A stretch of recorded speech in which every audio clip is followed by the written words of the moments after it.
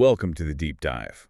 Today we're jumping straight into some really groundbreaking research. We're looking at how a key protein involved in one of the toughest pediatric brain cancers is basically doing a completely different job than we thought. That's right. We're focusing on group 3 medulloblastoma, or MB, Yeah. and it's a really devastating diagnosis. Group 3, yeah. What makes it stand out? Well, it makes up about a quarter of all MB cases, but it's extremely aggressive, highly metastatic, and the prognosis, it's just really poor. For infants, the 5-year survival is only around 45%. 45%? Wow, Yeah. that's stark.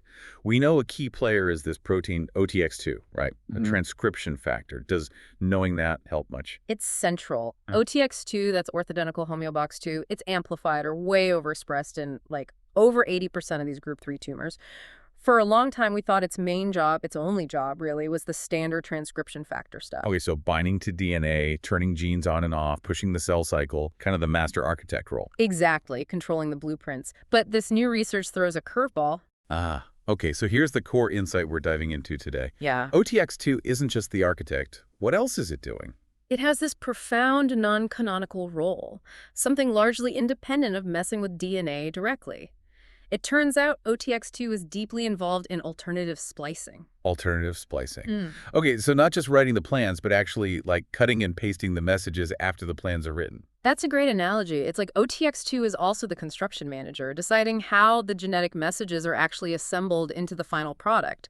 This isn't just tweaking its known role. It's a whole different function we didn't see coming. Fascinating. Okay, let's back up a bit. To really get this, we need to understand where these tumors even start. What's the cell of origin? Yeah, so group 3 miliv seems to mainly come from progenitor cells in a specific part of the developing cerebellum. It's called the cerebellar rhombic lip subventricular zone, or RLSVZ for short. RLSVZ sounds like a mouthful. Basically the brain's nursery. Pretty much. And here's the crucial part. The deadliest version, that group 3 gamma subtype, it's really enriched for the most primitive cells in that RLSVZ area.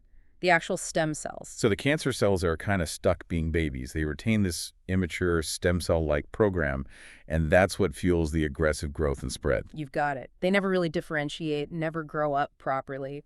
And we knew OTX2 helped drive growth through its DNA work, sure. But the hypothesis here was that OTX2 also keeps them in this immature state by controlling a specific splicing program linked to stem cells. Okay, so let's break down how it does that. Mechanism 1. How does OTX2 even get involved with splicing machinery? They use something called turboid experiments. Right. Turboid is a technique to figure out which proteins are physically close to your protein of interest, like mapping its social network in the cell. And when they mapped OTX2's network? Well, they found the expected connections, proteins involved in epigenetics, controlling DNA access. That made sense. But the big surprise was finding a whole bunch of proteins involved in splicing pre-messenger RNA. The architect was caught hanging out with the RNA processing crew. Exactly. Specifically, OTX2 was found associating with a known group of splicing factors called the Large Assembly of Splicing Regulators, the LASR complex. LASR sounds important. Did OTX2 interact with all of them or just specific members? It seemed to connect with several key players. Proteins like HNR-NPM, RBFOX2 were high on the list, plus others like ILF2, ILF3, DDX5, HRNPC. Basically a who's who of splicing regulators. And they confirmed this interaction wasn't just like being in the same room, but actual physical connection. Yes, they used co-aminoprecipitation, or co-IP. That's the standard lab technique to show proteins are actually bound together directly or indirectly in a complex. Okay, co-IP, so chemical proof they're linked. Got it. Precisely. The co-IP results confirmed OTX2 interacts, at least within the same complex, with HNR-NPM and most of these LASR members. So OTX2 isn't just near them, it's part of the team or maybe directing the team. How does it exert control? This is really neat. OTX2 seems to affect where these LASR proteins are in the cell. Take RBFOX2, for example. RBFOX2 needs to be in the nucleus to do its splicing job.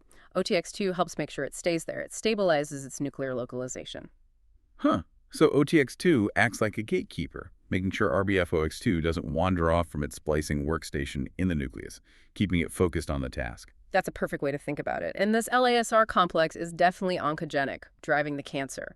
When the researchers silenced some key LASR members like ILF2, ILF3, DDX5, the tumor spheres, which are like mini tumors grown in the lab that represent the stem cell component, they really struggled. Their numbers dropped significantly. Okay, so Disrupting the LASR team hurts the cancer stem cells. That makes sense.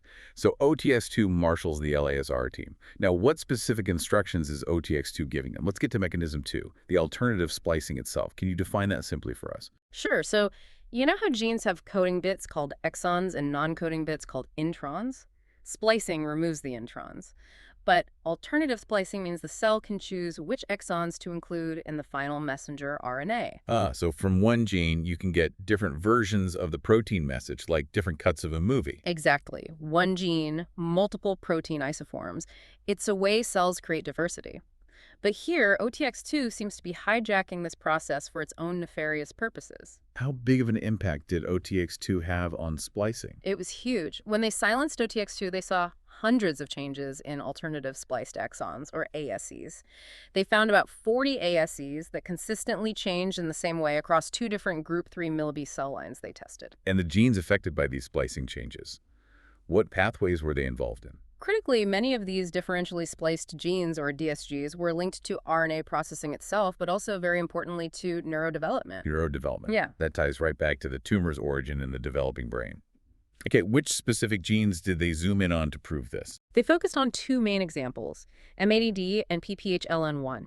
And to really nail the connection between OTX2 and LASR working together on these genes, they did computational analysis. What did that show? It showed that the specific RNA sequences where LASR proteins like RBFOX and HNRNPC are known to bind were found clustered right near the exons that OTX2 was controlling. It's like finding OTX2's and LASR fingerprints on the same page of the instruction manual. Right, reinforcing that they're collaborated on these specific splicing events. Yeah. So PPHLN1 and MADD, Yeah. how do they relate back to that rhombic lip origin and the whole stem cell versus mature cell idea? This is really elegant. They found PPHLN1 acts like an early gene. Its specific spliced form is mainly expressed in that primitive RLSVZ compartment, the stem cell zone. Okay, PPHLN1 equals early primitive. What about MADD? MED is the opposite. It's a late gene. Its OTX2 regulated form is expressed later in more mature differentiating cerebellar cells. I see. So OTX2 is essentially forcing the cell to keep making the early PPHLN1 version and suppressing the late MADD version, locking it in that immature aggressive state. Precisely.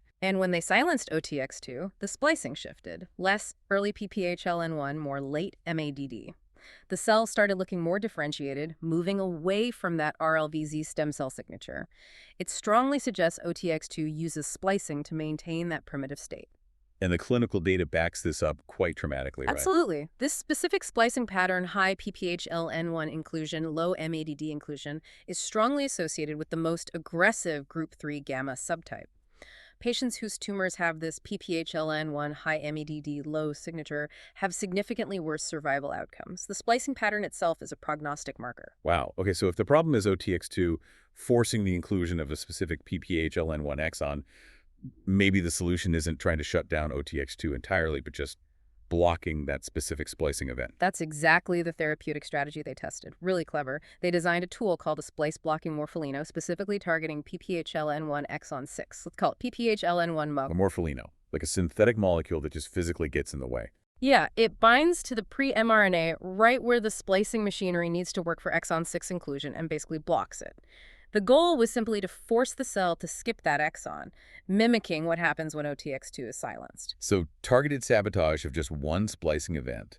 What happened when they treated the cancer cells with this PKHL-N1 MO in the lab? The effects were quick and quite dramatic. Cell numbers plummeted, the tumor spheres they formed were much smaller, cell viability dropped way down, and they saw a big increase in apoptosis-programmed cell death. So just preventing that one PPHLN1 exon from being included was enough to seriously harm the cancer stem cells. It seems so. It confirmed that this specific splicing event is critical for maintaining their malignant state. That's impressive in a dish, but the real test is always in an animal model, right? Did it work in vivo? This is probably the most striking result. They took group 3 millibeta cells, treated them with just a single dose of the PPHLN1 MO before injecting them into the brains of mice. Just one pretreatment dose. One. And remarkably, this single pretreatment led to a significant reduction in tumor growth in the mice. And even more importantly, the mice that received the pretreated cells survived significantly longer. Wow, stopping the tumor practically before it starts with just one hit targeting the splicing. That's powerful. Do they know how skipping that exon causes cell death? what pathways were affected? Yeah, they looked into that. The PPHLN1 mode treatment fired up tumor suppressor pathways like the TP53 pathway. And simultaneously, it shut down key pro-survival pathways that these cancers rely on, including mTORC1 signaling and E2F targets, which are involved in cell growth and proliferation. So it's a double whammy, turning on the death signals and turning off the survival signals. Okay, before we wrap up with the therapeutic potential, let's just solidify this idea of OTX2's independent splicing role. How do they really prove it wasn't just some side effect of its DNA-binding job? They did a crucial experiment. They engineered an OTX2 protein that was missing the part that actually binds to DNA, the homeodomain. So OTX2 delta HD. Okay, so an OTX2 that can't do its main transcription factor job. Exactly. And even this crippled OTX2 could still bind to the LASR complex proteins. And crucially, it could still regulate the splicing of PPHLN1 and M80D. Wait, so even when it couldn't bind DNA, it still showed up and managed the splicing correctly? That's the kicker. It strongly suggests the splicing regulation is a separate function. Plus, they found OTX2 protein physically present in the fraction of the cell containing RNA, not just the DNA fraction. It really seems to be acting as a dedicated adapter or cofactor for the LASR complex, working directly at the level of RNA. Incredible. A master regulator moonlighting, or maybe even having a whole separate career in RNA splicing. Yeah.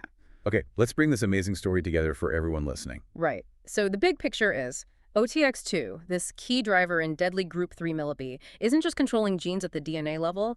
It uses this LASR complex to hijack alternative splicing. Specifically, it controls the splicing of developmental genes like PPHLN1 and MEDD. Forcing that early PPHLN1 pattern to keep the cells primitive and aggressive. Exactly. It maintains this undifferentiated stem-like state that fuels the cancer. And the therapeutic angle here seems genuinely promising. It really does. Targeting this specific OTX2-driven splicing event, forcing PPHLN1 exon skipping with something like the morpholino, looks like a viable strategy. It hits a key vulnerability. And because we saw, it impacts pathways like mTORC1. Ah, you could potentially combine therapies. That's likely the smartest path forward, using the PPHLN1 morpholino alongside existing drugs that inhibit mTORC1, for example.